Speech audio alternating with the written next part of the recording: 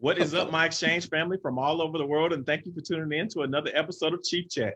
My name is Chief Master Sergeant Kevin Osby, and I'm your Senior Enlisted Advisor for the Army and Air Force Exchange Service.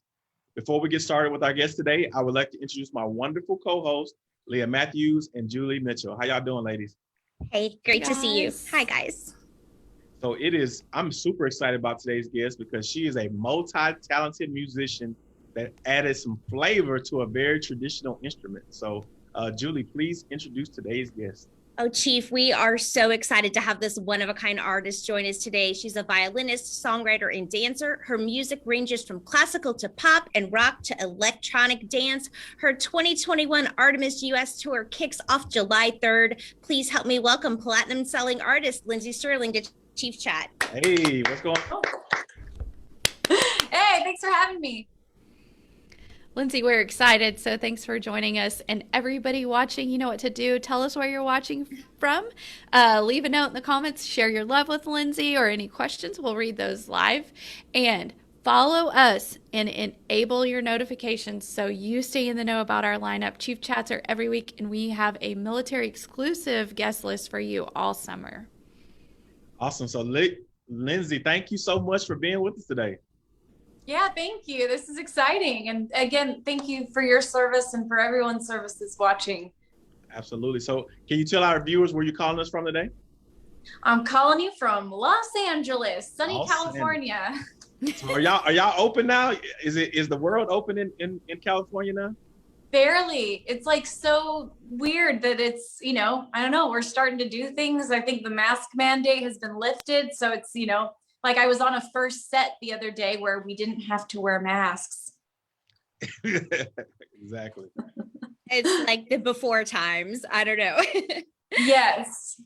Lindsey, you are such a unique talent. Can you tell us what drew you to the violin and then what made you decide to incorporate dancing into your show? Yeah. So when I was really little, I was like 5 years old.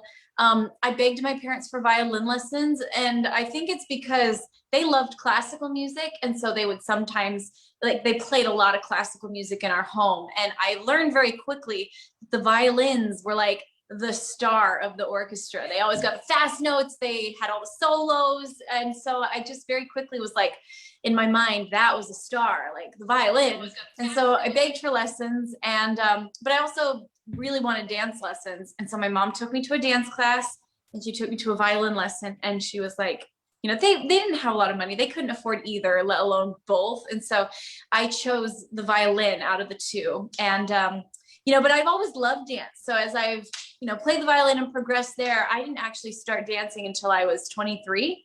And that's when I was like, all right, I feel like I still love this art form. I want to try to go for it. And so that's when I started to teach myself how to dance. And it was partially just because I was writing this music that was so upbeat. And I was like, I can't just stand there and play this music. This music needs vibes. It needs movement. So that's kind of how it all came to be. So how good a shape do you need to be in to do your set? Well, not as good a shape as you probably are in, but I will say, especially, I'm about to go out on tour again. I tell you, I am running stairs every day. I'm trying to just get my endurance up, and because it's a pretty not acrobatic. That's the wrong word. It's a very cardio heavy show, that's for sure. Lots of jumping, kicking, spinning, dancing, and so I'm trying to get back in really great shape so I don't pass out once I get to humid areas like Texas where you're at. And Lindsey, knowing it's tough, trying to make it in the music industry, what was it like for you to get started and then to maintain perseverance and resiliency? Yeah, this industry it's interesting. It's an interesting beast that's always changing. And I feel like one of the things that really helped me out a lot in getting into the entertainment industry was that I had recently been on a mission for the Mormon church.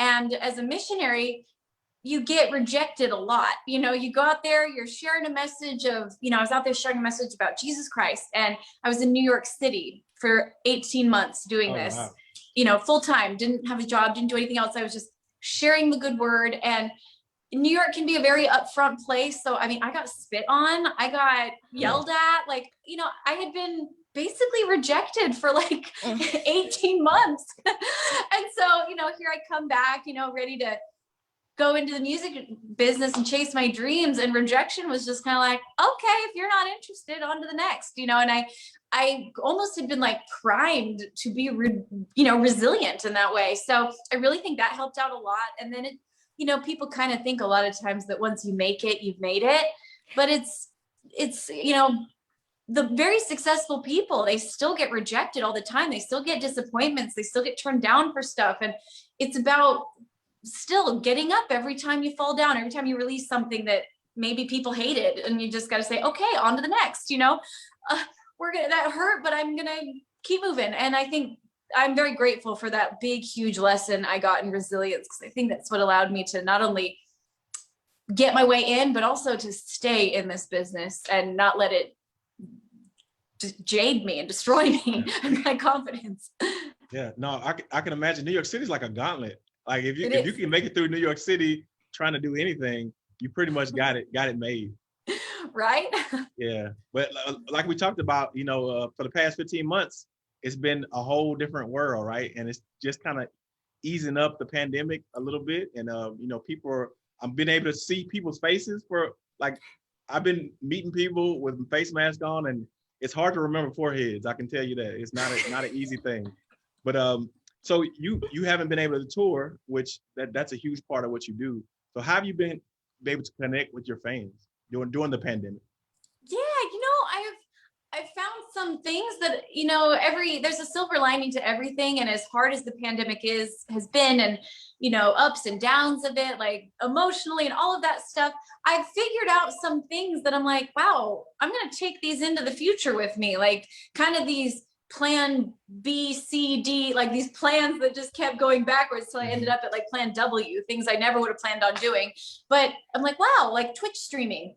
I never really intended on Twitch streaming, but, you know, here I was with some time, and I thought this is a way that live I can connect with fans. And I really enjoy it. I love it. It kind of creates this intimate feeling with the people that are watching. It feels like almost like a small show feel, but in a chat or in a performance, whatever it is. And so I'm like, yep, that was something that I got out of the pandemic experience that was a plan W that has now become, oh, I want to take this in with, you know, add it to my plan A's.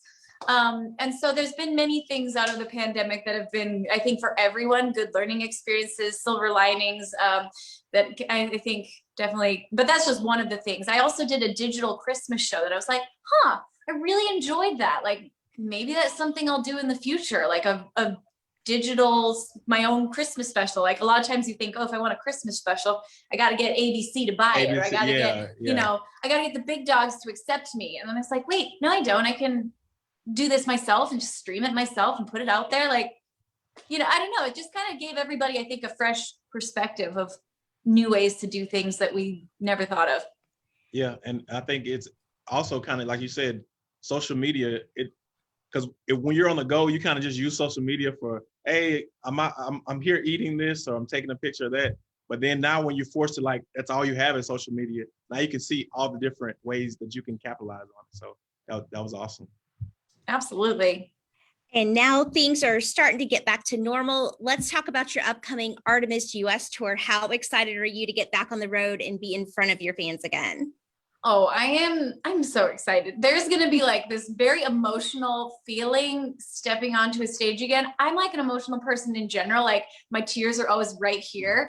So I just know I'm going to like, I even get emotional thinking about it. Like I'm going to get so emotional when I step on that stage and get to like, there's something about looking into the eyes of people that are watching. And it's like, I've worked, you know, on this music and this show, and I've worked so hard to get this craft ready. And then to be able to have a moment with someone when you're sharing it, you could look in their eyes and see, like, you know, there's always someone in the front row that you can tell is just so glad they bought their ticket, you know, and there's nothing like that connecting moment of like, we're experiencing this together. I'm sharing, you're accepting it, and you're sharing with me and I'm accepting it. It's such a humanizing moment for me, where, to be honest, I don't think I ever feel so clearly the value of individual people and how special each one of them is, as when I'm performing for them, I look out and I see everybody as if they are so beautiful and so amazing, like regardless of whatever differences we all have. And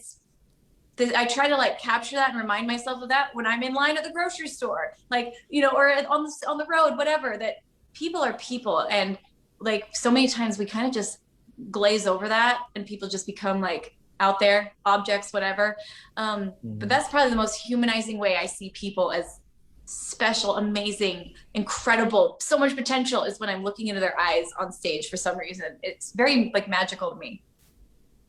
And I saw on your IG that you had, I think on your first concert, you were backstage and you heard like everybody chanting your name or something like that. Like, yeah. I couldn't even imagine what that moment, how it felt like, being pretty new to the music industry and then hearing that kind of reception. Yes, that's a moment I'll never forget, because I remember it was my first show. When we put the tickets on sale, I was terrified that no one would buy a ticket. I was like, I might just be there playing to like 2 people. Who knows? And that would be my sisters, So I was just like, because at that point I had done performances, but they were like wedding gigs, or no one was there to see Lindsey Stirling. I was just like off to the side playing. They were there for the event or the wedding, and so I just didn't know if anyone would come. And also I didn't expect them to know any of my music or anything about me. I'd never experienced a fan interaction before. And so when I heard them chanting my name, I was absolutely shocked, just that they would know my name and that they would care to chant it. It was just the weirdest, like in that video you see on my face, it was like excitement, then terror, then like exactly. Confusion. That's awesome. And Lindsey, your current single, Lose You Now, is very emotional. What inspired the lyrics, and then what do you hope that listeners will take away from that? The lyrics of that song were inspired by my own experiences with loss. I lost my best friend and my dad to cancer within a year of each other. And, I'm sorry. I felt like that just took so much of who I was when I lost them. And I wrote a whole album about it. It was called Brave Enough. And I wrote it while I was grieving, like intense grieving. And, there's a very specific feel to that whole album of like heavy loss. And then years later, now, recently, I wrote Lose You Now, and it has such a different feeling than all the songs on Brave Enough that were like, I can get through this. I'm brave enough to continue. This was a much more like hopeful take on loss, and it's where I'm at now, where it's like, of course I still like miss them. I think about them all the time. Sometimes it's hard to remember that they're even gone, like I'm like, have to remind myself sometimes, like when I go to call my dad, that he's not here anymore, even though it's been like years. However, I see it so much now of like, I can look back at my memories of them and it's not like this dagger to the heart pain. It's, oh my gosh, I love them so much. And it brings me joy to think of those memories instead of pain. And it's like, I've gotten to a place where I have come back, like the full circle. Lindsey has come back. My heart is fuller because of the things I've lost and because of the fact that I had them in my life. And I'm able to see that now clearly. And I believe they're my guardian angels now, and that they're with me and they guide me. And so it's a song about, I guess, my experience in learning that loss, like that we will come back from loss, any loss in life. Like you always think that this has changed me forever and I'll never be the same. I'll never be happy again. Now I know that I am happy again and that they are my guardian angels. And so Lose You Now is about, we lose things, we lose people, we lose, opportunities, but they can still always be a part of us. That's what it's about. Yeah. And that's gonna help so many people in life in general. So thank you for putting that out there in the world. Because like I said, you just talking to you for the past 15 minutes, I can tell you have a wonderful spirit. So thank you for sharing that energy with the world. Thank you. And Lindsey, go ahead. Chief. You got to lay it. As you know, we have soldiers, airmen, sailors, Marines, Guardians, Coast Guard members, and military families watching from all over the world. Do you have any words that you'd like to share with our heroes today? Oh man, that's such a that's such a big topic to talk about, or like to share. I feel like inadequate to share because I don't personally have, any family members in the military, but my grandfather was a veteran. He's now passed away. But I just know that, war was something. I remember trying to, interview him for, like a school project where you get extra credit if you interview a veteran. And I remember it was something that was such a, he didn't really want to talk about it. And I know that it can be such a hard experience. So much so that, my grandpa would always just be like, oh, he'd sugarcoat it and just tell me like, he never talked about the war actually. And I like found out through documentaries, I found out some of the things he did.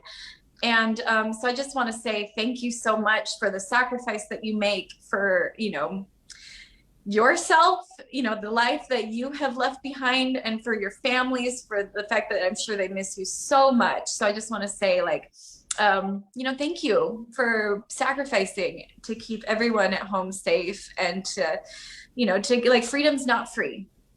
And sorry, I'm like I told you, I'm a very emotional person. I feel things. I'm an artist. What can I say? But freedom's not free, and I'm very grateful to the country I live in. I've traveled all over the world, and I am very grateful for the United States. Man, that's awesome, man. I'm with you.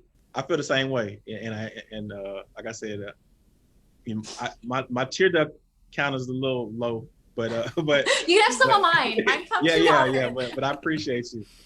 So you've done a lot of covers and collaborated with a ton of artists, right? So is there anything that kind of sticks out in your mind or super memorable or? Oh, I love collaborating. I just think it's so fun to work with so many different people. Everybody works so differently too. So it's interesting when you write with one person, it's going to be completely different from your experience writing with another person or working. And I would say one of the most unique ones I've ever done was with the Muppets. Oh, wow. Yeah, I was so excited. They picked the Muppets, I think, were starting their YouTube channel. And so they picked like 3 YouTubers that they wanted to collaborate with. And I was one of them. And I just remember, I also went to film school, something that a lot of people don't know about me. And so I'm I love, the behind the scenes of script writing and what goes into that. I love hearing how directors do things. That's so fascinating to me. And, it's something I studied in depth was storytelling. And I got to sit with the Muppets writing team. And because there was a little script at the beginning of it and we made a narrative through the music video. And I remember I presented my idea and they were like, okay, we like it. They're like, it's a good idea. But Miss Piggy would never do that. She wouldn't say it that way. And they're like, and Kermit, like he would do this. And they just started to riff off each other. And I felt like I was just a fly on the wall, like a smiling fly. As I watched them talk about these characters that were real to them, and I got to watch the way they write, and they were just like all spitballing at each other. I'd be like, well, that's funny, no, that's good, and suddenly they had this story that fit all that Miss Piggy would do. And these people or these characters were so real to them, and it was so fun to then be on set with them and work with the characters and watch them go from like people to Miss Piggy, and it was just such a joyous experience. And I was actually in the hospital the day before, and I made the hospital release me because I knew that if I didn't get out, like I had salmonella poisoning so bad. Gosh, man. I got it. And I came back from Asia and came home and with salmonella poisoning. And anyways, I was like, you have to release me because I'm working with the Muppets tomorrow. So I was like barely standing on set, but anyways, it was a really special experience, and I'm glad I got out of the hospital. Well, Leah and Julie, we need to get the Muppets on the show.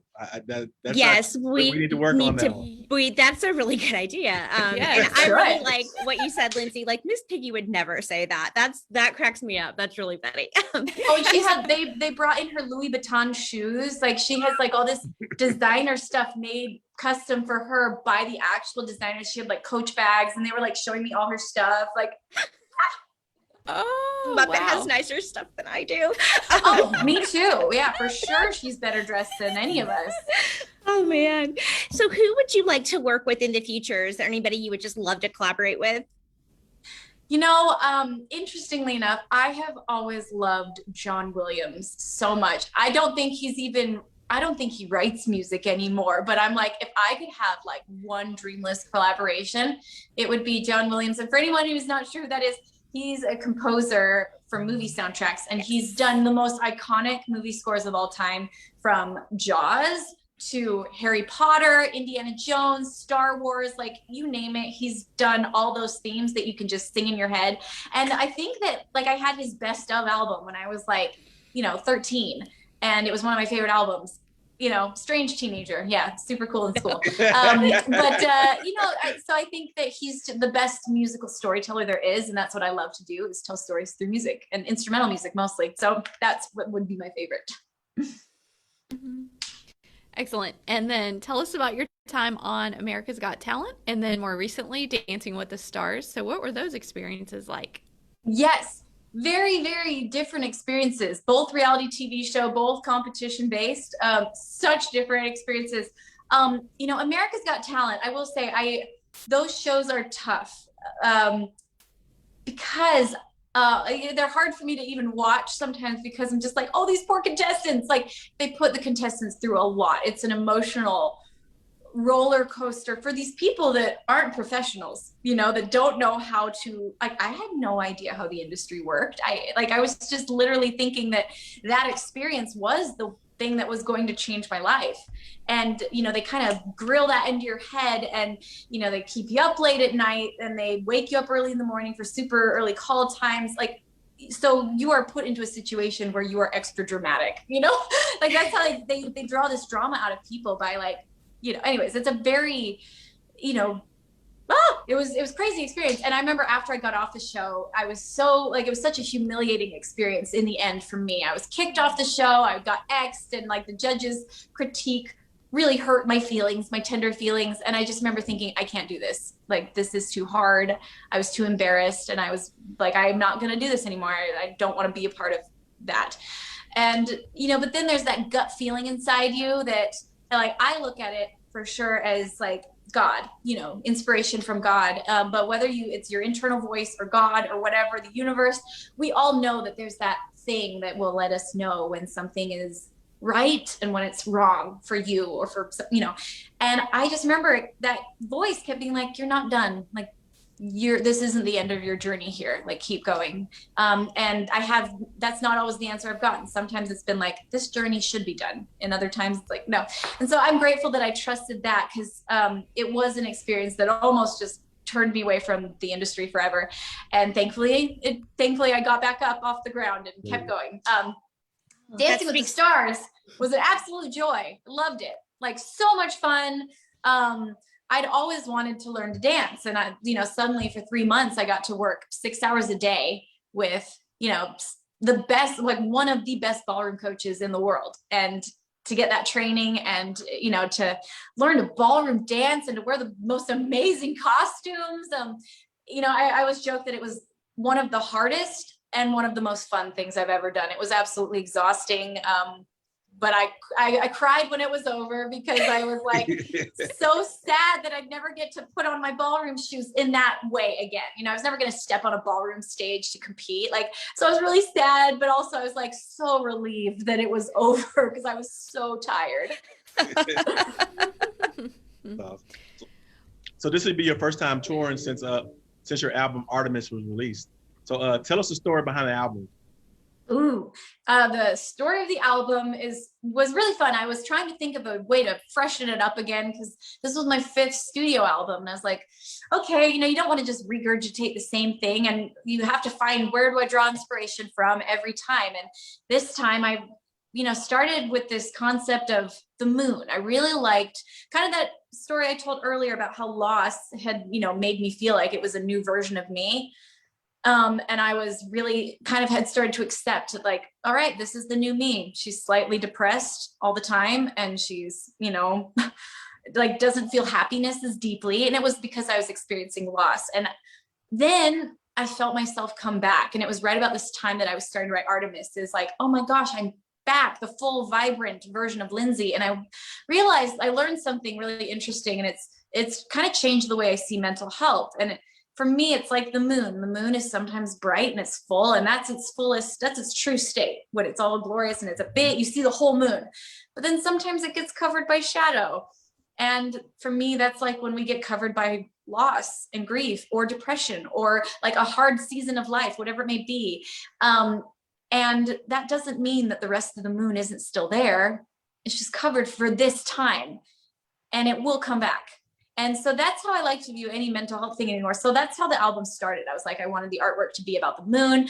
Then I realized that Artemis is the goddess of the moon in Greek mythology. And I learned more about her character and what she represents. And I loved it. She was so feminine and strong. And before I knew it, I had this whole story I'd made up about her.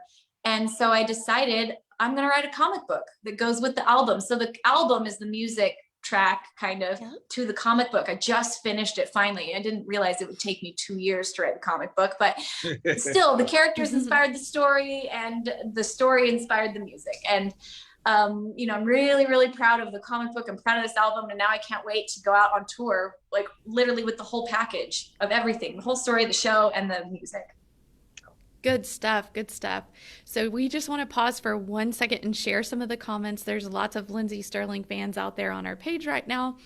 Jamie Roberts, I'm glad you mentioned mental health. She says, yay. She is also an amazing mental health advocate. She did an amazing job on the Escape the Fate single. Oh. And Jamie's watching from New York City. New York. Her favorite song is Invincible. Alicia says, hi, Lindsey. I'm such a fan. I love putting your albums on shuffle and just let my imagination run wild. Jerry says, I absolutely adore Lindsey. Her shows are the best, and that's in all caps. Oh, thank you, Jerry. Thank you, all of you guys, for your comments. And Terry says, love your music, watching from Germany. So we have lots of people tuning in from all over. Blake is watching from Kansas City. Nice. We start our tour in Kansas City. Hopefully I'll see you there in like, I can't believe it, like 2 weeks. Yep. You're right on the doorstep of getting back out there. So Lindsey, before we say goodbye, can you remind our viewers where can they go to follow you online and learn more about those upcoming tour dates? Yeah, you can go to my website to see the tour dates, lindseystirling.com. Pretty self-explanatory. And then come visit me on my YouTube channel. That's where I feel like I get to express myself the best, is through my music videos. And, you know, that's where I get to do all my storytelling. And anyways, so that's a good place to come visit me if you have no idea who I am and you're like, who is this girl? What the heck is she talking about? Go visit my YouTube channel. We have a link to her YouTube channel. It's pinned in the comments, and you can go check out her new single there too. You're right, Leah. Absolutely. So Lindsey, we know you're a busy woman, but we appreciate you spending a little time with us today. I can tell you that, you know, just from this 30 minutes of conversation, man, you got a great personality. You got a lot of good energy, man, and you're projecting a lot of greatness to the world. So I appreciate what you're doing. I know you thank us military members for what we do, but thank you for being our voice musically, if you know what I mean, because it's a lot of military members that are dealing with mental health and depression and all types of different issues that you kind of touch on in your music. And so we appreciate you for creating that outlet for us as well. Awesome. Thank you so much. And thank you, Leah, Julie, and Kevin, for your guys' really insightful thoughts and questions. And I just appreciate your time and for what you do for so many people. Yeah, absolutely. And since you got to run, I want you to have my own personal military coin. I'm sorry. I don't know if you've ever got a military coin before. Oh, I know those are really special. Yeah. We give them to folks for outstanding service or any type of outstanding work that they do. Really? You're going to give one to me? Yes, I'm going to give one to you. So I'll get with your folks after the live interview and make sure we get that to you. Oh my gosh, thank you, Kevin. That's so kind, because I know those are so special, and you know that really means a lot to me. So thank you. Oh, absolutely. So thank you so much, and we wish you all the best on your upcoming tour and the album and everything else. And we appreciate you for showing our folks some love. So with that being said, Chief Chat out. Thanks, Lindsey. Right. Good Bye, luck. Lindsey. Chief Chat out. Bye.